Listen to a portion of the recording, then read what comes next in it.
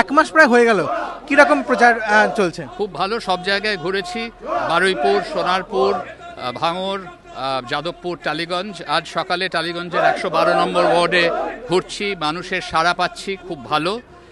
আর এই 112 নম্বর ওয়ার্ডের কথা আমার বেশ মনে আছে, কারণ আমার মা যখন সাংসদ ছিলেন এই ওয়ার্ডটি যাদবপুর কেন্দ্রের মধ্যেই ছিল। খুব কষ্ট করে সংগ্রাম করে আমাদের এখানে প্রচার করতে হতো, অনেক জায়গায় ঢুকতে বাধা দেওয়া হতো। আজ জমানা পাল্টেছে, এই যে একটা প্রচার হচ্ছে এটা যেন একটা সাংস্কৃতিক অনুষ্ঠান বা উৎসবের মতো।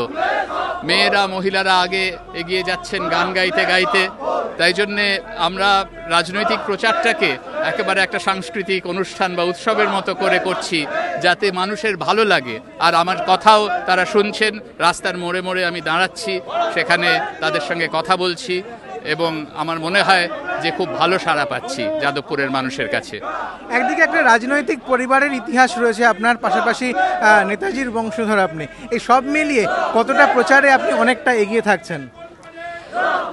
নেতাজি বলতেন তার দেশ এবং পরিবার এক, তাই জন্যে আমি যদি নেতাজির পরিবারের কেউ হয়, আমার সঙ্গে যারা হাঁটছেন, যারা সকলে আছেন, তারা সকলেই নেতাজির পরিবারের মানুষ।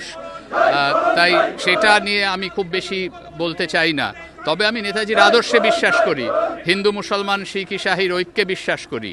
আর আমাদের দিল্লিতে যেতে হবে তৃণমূল কংগ্রেসের অনেককে, যাতে একটা ভালো সরকার করতে পারি ওখানে, যে সরকারের প্রতি সমস্ত ধর্মীয় সম্প্রদায় এবং সব ভাষাভাষী মানুষের সমান আস্থা থাকবে। তাই সেদিক থেকে নেতাজির তাৎপর্য আরও বেড়ে গিয়েছে। শিক্ষার জন্য কাজ করব, রাজনীতি ও শিক্ষার মধ্যে কোনো দ্বন্দ্ব নেই।